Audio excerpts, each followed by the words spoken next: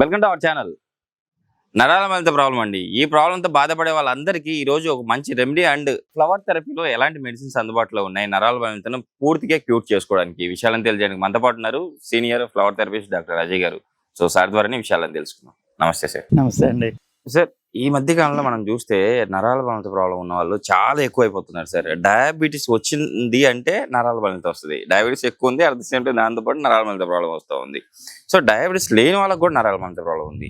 అసలు నరాల బలహీనత అంటే చాలా మందికి తెలియదు. సో కానీ చేతులు తిమ్మిర్లు అరికాల మంటలు ఇలా వచ్చినప్పుడు అరే నాకు ఎందుకో తిమ్మిరి వస్తుంది, ఏమో జరుగుతుంది అని డాక్టర్ దగ్గరికి వెళ్తే నరాల బలహీనత ప్రాబ్లం వచ్చింది, మీకు విటమిన్ B12 తగ్గింది, లేకపోతే సమ్ కాజెస్ వల్ల ఇలా అయింది అని చెప్పి చెప్తా ఉంటారు. అసలు నరాల బలహీనత ప్రాబ్లం వస్తుంది అంటే అసలు కరెక్ట్గా ఎలాంటి సిమ్టమ్స్ మనలో వచ్చే అవకాశం ఉంది? సిమ్టమ్స్ అనేది అందరికీ ఒకలాగా ఉండదండి. ఒక్కొక్కరికి ఒక్కొక్క రీజన్ తోటి అది స్టార్ట్ అవుతుంది. అల్టిమేట్గా ఏంటంటే మనకి ఇప్పుడు నరాలు వీక్గా ఉన్నాయంటే ఏదో షివరింగ్ వస్తుంది, ధ్యానం లేకపోవడం అంటే నర్వస్ సిస్టమ్ మొత్తం వీక్ అవుతుంది.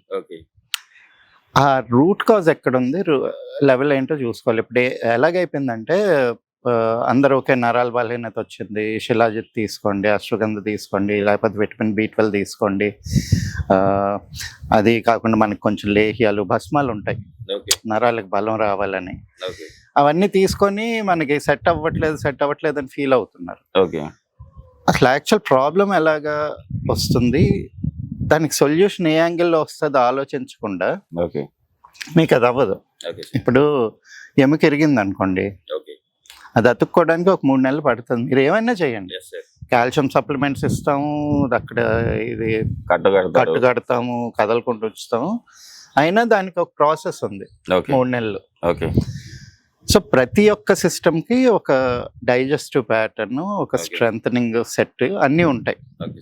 సో మనం తిన్న ఆహారం ఫస్ట్ ఏంటి, రసం వెళ్ళి బ్లడ్లోకి వెళ్తుంది. సో బ్లడ్లోకి మీద ఏదైనా ప్రాబ్లం ఉందనుకోండి, మెడిసిన్ ఇమీడియట్గా బ్లడ్లోకి వెళ్తుంది. ఇప్పుడు మలేరియా వచ్చింది, మలేరియా టాక్సిన్స్ బ్లడ్ లో ఉంటాయి. సో మనం మందు వేయగానే అక్కడ ఎఫెక్ట్ అవుతుంది. అక్కడ నుంచి ఇంటర్నల్ ఆర్గన్స్ లివర్ వీటికి వెళ్తుంది, అది సెకండరీ స్టేజ్, బ్లడ్ అక్కడికి తీసుకెళ్తుంది. దానికి ఒక 3-4 రోజులు, 1 నెల రోజులు అట్లా పట్టొచ్చు. సో బ్లడ్ నుంచి మజిల్కి వెళ్ళి, మజిల్ నుంచి బోన్కి వెళ్ళి, బోన్ నుంచి బోన్ మ్యారోకి వెళ్ళి, అప్పుడు పదార్థం అక్కడి నుంచి అదే మన సిన్యూస్కి నరాలకి అప్పుడు వెళ్తుంది. సో ఈ డైజెస్టివ్ ప్రాసెస్లో ఇది 5th స్టేజ్. సో మనం ఈరోజు మాత్ర వేసుకొని నాకు అంత సెట్ అయిపోయింది అనుకుంటే అది అవ్వదు. అంటే బయట కూడా వేసుకుంటున్నారు సార్, నరాలు బలహీనంగా ఉన్నాయంటే న్యూరోబియన్ 4 న్యూరో ఈ టాబ్లెట్ వేసుకోగానే ఆ టైంలో అప్పుడు ఇన్స్టెంట్ గా మనకు శక్తి వచ్చినప్పటికీ, బట్ తర్వాత ప్రాబ్లం అయితే ఫేస్ చేస్తారు. అది మీకేంటి ఇమీడియట్ గా అడ్రినలిన్ లేకపోతే మీ బాడీ లోపల నుంచి డీప్ రూటెడ్ ఉన్న ఎనర్జీని రిలీజ్ చేసి దానికి అందిస్తుంది. నరాల నుంచి ఇంకా కిందకి వెళ్తుంది కదా ఎనర్జీ, అది మళ్ళీ రివర్ట్ అవుతుంది. సో ఏంటి, అల్టిమేట్ గా మీ ప్రాణశక్తి, మీ వైటాలిటీ అన్ని పడిపోతాయి దాంతో. సో ఎనర్జీ ఏదో ఇటు నుంచి రావాలి, బోన్ మ్యారో నుంచి, లేదా ఈ ప్రాసెస్ అయ్యి వెళ్ళిన తేజస్సు ఓజస్సు నుంచి రావాలి. ఓజస్ లేదనుకోండి, తర్వాత అక్కడ తేజస్సు కూడా ఉండదు. సో ఇవన్నీ కూడా మీకు అక్కడి నుంచి స్టిమ్యులేట్ చేస్తాయి, దాంతో ప్రాబ్లమ్స్ వస్తాయి. సో ఇప్పుడు మీద ఏదైనా నర్వస్ సిస్టమ్ ప్రాబ్లం ఉంది అంటే ఫస్ట్ మజిల్ స్ట్రెంగ్తన్ చేసుకోవాలి, బోన్ స్ట్రెంగ్తన్ చేసుకోవాలి, ఆ తర్వాత నర్వస్ సిస్టమ్కి వెళ్తుంది. సో మీరు ఏది తీసుకున్నా ఇమీడియట్ ఎఫెక్ట్ ఉండదండి. సో దానికి ఏంటంటే మనం మొత్తం ఆ ప్రాసెస్ని ఒకసారి అర్థం చేసుకున్నప్పుడు మనకి ఆ సిస్టమ్ ఏంటనేది అర్థమయ్యి దాన్ని బట్టి మనం ఏ మెడిసిన్ తీసుకున్నా ఎలా వాడినా సరే, ఇప్పుడు భస్మాలు ఇప్పుడు తీసుకున్నాం అంటే స్వర్ణ భస్మం ఇవి ఉంటాయి, చాలా మంచి పొటెంట్ మెడిసిన్స్ ఉన్నాయి ఆయుర్వేదంలో, కానీ అది మీ నర్వస్ సిస్టమ్కి రీచ్ అవ్వడానికి కొంత టైం పడుతుంది. అంటే ఎముకల్లోకి వెళ్ళి అక్కడి నుంచి రిలీజ్ అవ్వాలి. మన సిస్టమ్ ఎలా ఉంటుంది అంటే మన శరీరం లోపల ఉన్న ప్రాణశక్తి మీద పనిచేస్తుంది, బ్యాలెన్సింగ్ మెడిసిన్. సో యూజువల్గా నరాల బలహీనత ఉన్న వాళ్ళకి ఏంటి 2, ఒకటి ప్రాణశక్తి బ్యాలెన్స్ లోపం ఉంటుంది, 2 ఆజ్ఞాచక్రం ఇంబ్యాలెన్స్లో ఉంటుంది.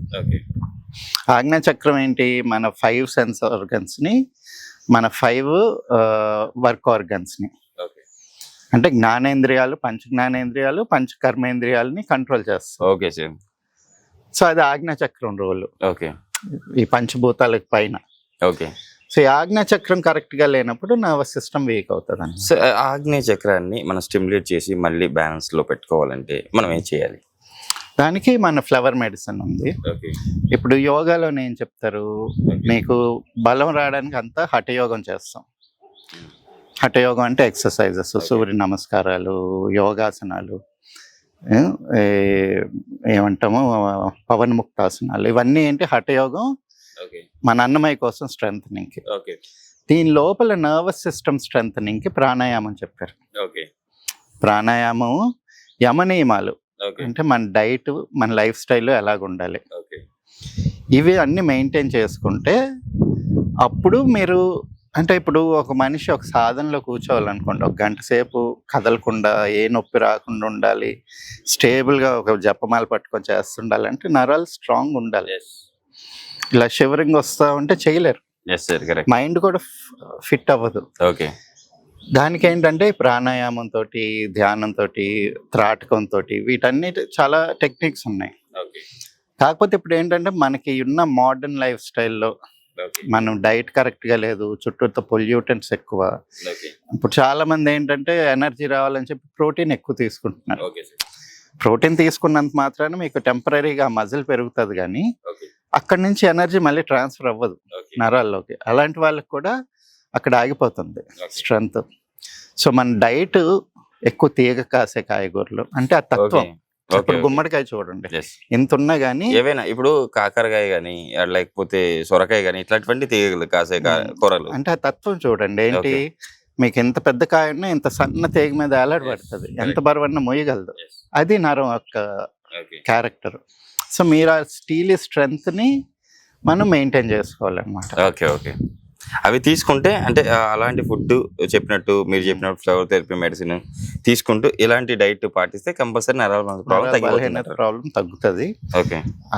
ఇంకొకటి ఏంటంటే ఆ యాంగ్జైటీ, గ్యాస్ట్రిక్ అంటే ఇప్పుడు కొంత యాంగ్జైటీ వల్ల కూడా బ్లడ్ ప్రెషర్ పెరిగిపోయి షివరింగ్ వచ్చేసి కొంతమంది కంట్రోల్ ఉండదు. ఆ కంట్రోల్కి వేరే మెడిసిన్ ఉంటుంది. బట్ ఏంటంటే మన ఆజ్ఞా చక్రానికి సంబంధించిన మందు వేసుకొని గ్రాడ్యువల్గా ఒక 3 నెలలు చూసారనుకోండి, మెల్లిమెల్లిగా మీకు ఇంప్రూవ్మెంట్ కనిపిస్తుంది. అంటే ఆ మందు వెళ్ళి ఎఫెక్ట్ చేసిన తర్వాత మనకు బలం లోపలికి వెళ్ళడానికి టైం ఇవ్వాలి. ఎంత టైం పడుతుంది సార్? ఒక ఏ మెడిసిన్ అయినా కానీ ఒక 3 months టైం ఇవ్వాలండి. అంటే చాలా తక్కువ టైం యాక్చువల్లీ. కొంతమంది డాక్టర్స్ 1 year పడుతుంది, 2 years పడుతుంటారు. అంటే దానికి సొల్యూషన్ చెప్పట్లేదు కదా ఎవరు. ఎందుకంటే ఇప్పుడు వచ్చింది అన్నమయ్య కోసం, మన బ్లడ్ మజిల్ దగ్గర ఆగిపోతున్నాయి మెడిసిన్స్ అన్ని. ఇంటర్నల్ పెనిట్రేషన్ కి అది సరిపోదు, దానికి ఒక డైరెక్షన్ ఇవ్వాలంటే అగ్ని తీసుకెళ్ళాలి.